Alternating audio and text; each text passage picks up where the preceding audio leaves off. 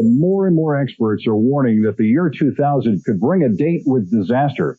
First, a brief explanation. This crisis is often called Y2K. What does that mean? Well, Y is short for year, 2, of course, means 2, and K is the scientific symbol for thousand. So Y2K is simply short for year 2000. Storing information was very expensive. So to save space and money, programmers shortened the date code by using only 2 digits instead of 4. Like 97, 98, and so on. Virtually every computer on the planet contained this 2-digit year code that in a few months from now will read the year 2000 as 00. This 00, unless fixed, will be processed as 1900 in many cases, or will not be understood at all, and that is a big problem. It's a simple problem, but so widespread that experts say there's just not enough time to fix it completely. It should have been addressed years ago. This will result in any number of errors, ranging from miscalculations to computer stoppages and malfunctions. The Millennium Bug is the product of incomprehensible short-sightedness on the part of the first computer developers, who evidently forgot that the 20th century was going to come to an end someday.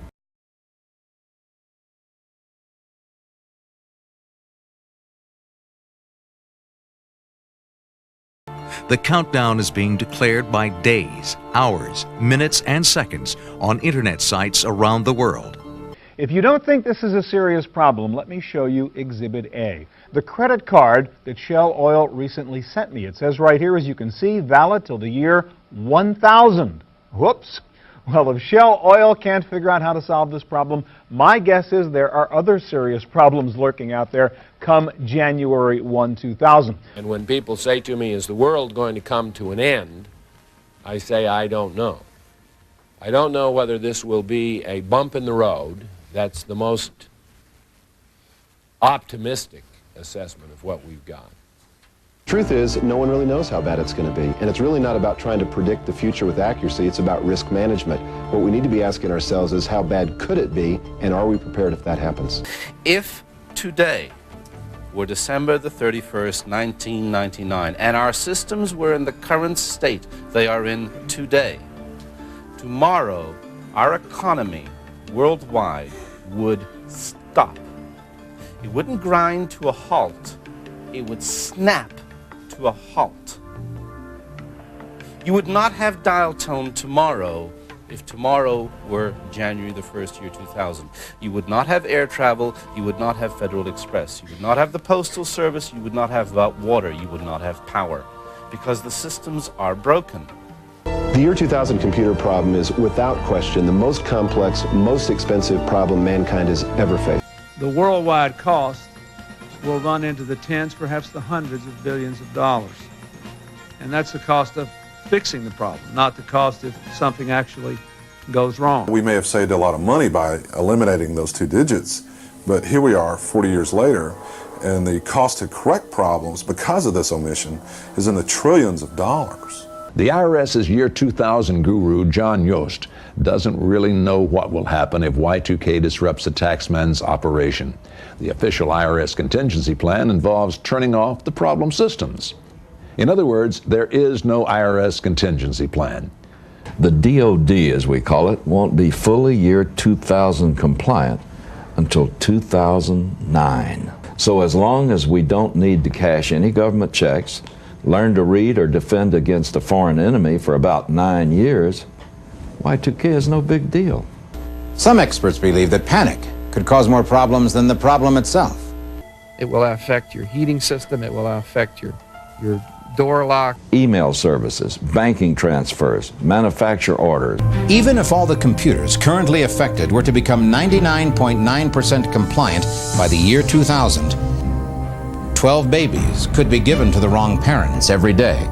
2 million documents could be lost by the IRS in the first year. 22,000 checks could be deducted from the wrong bank account every 60 minutes. 18,322 pieces of mail could be misplaced every hour.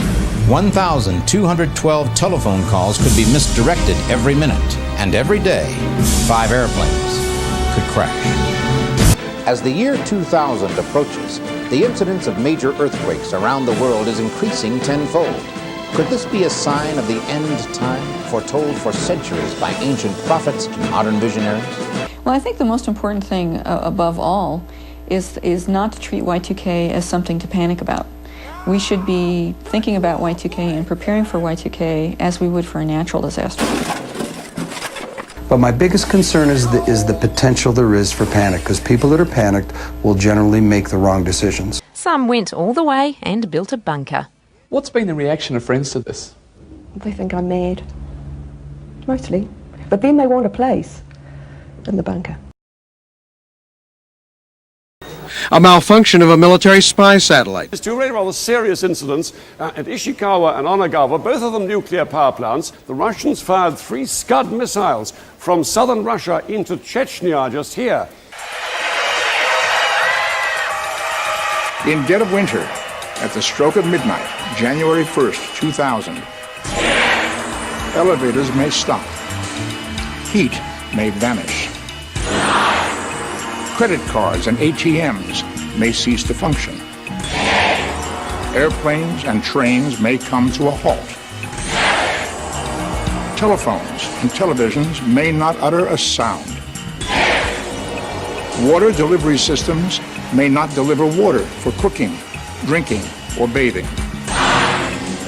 Streetlights, stoplights, lights in buildings everywhere may flicker out. Hospitals, clinics, pharmacies may be unable to provide proper medical care.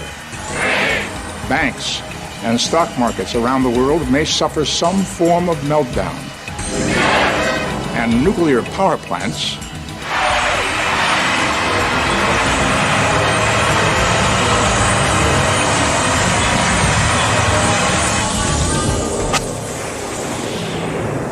may cease to generate the electricity we need for all aspects of our daily lives.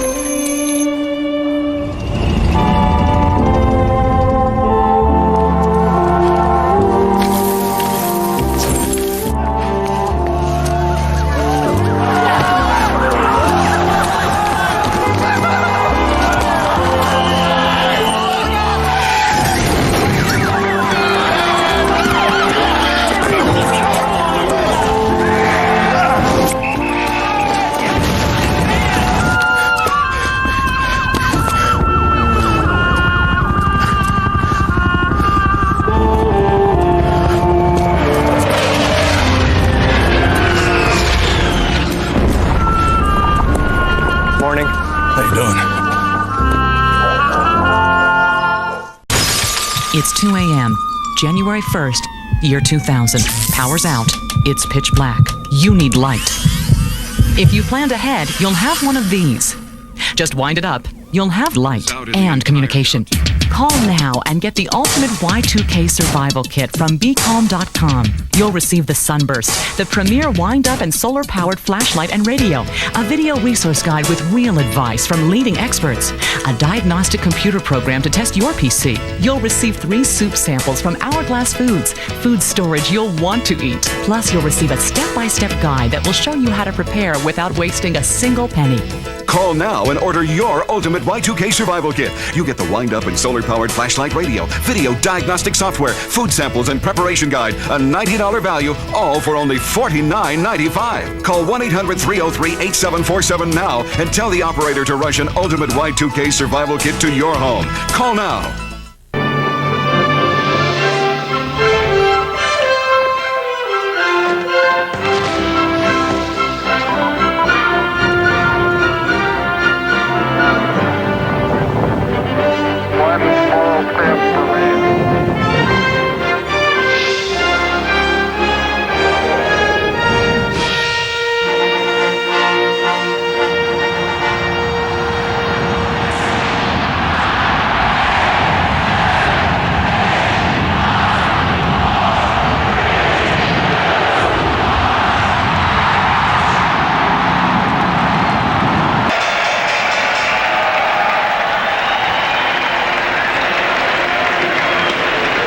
With the beginning of a new year, we bid goodbye to the past. You're looking at live pictures from the New York Stock Exchange.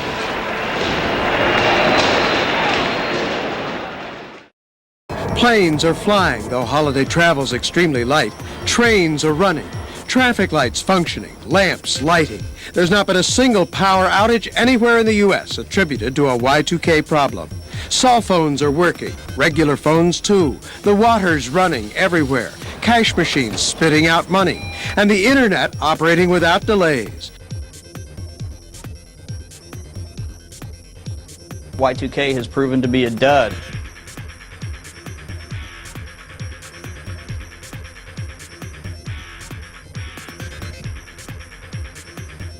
I'm pleased to report that what you already know, that we don't have anything to report.